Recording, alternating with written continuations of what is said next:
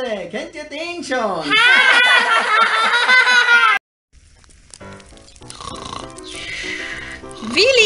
Willi, wach auf! Ja, was ist denn? Na schau, die vielen Sterne und der Mond. Was schließt du daraus? Oh, wunderschön, die vielen Sterne und der Mond, ja traumhaft. Tja, was schließe ich daraus? Ich schließe daraus, dass morgen ein wunderschöner Tag wird. Herrliche Aussicht, das schließe ich daraus. Und ich schließe daraus, dass unser wunderschönes, teures Zelt gestohlen wurde.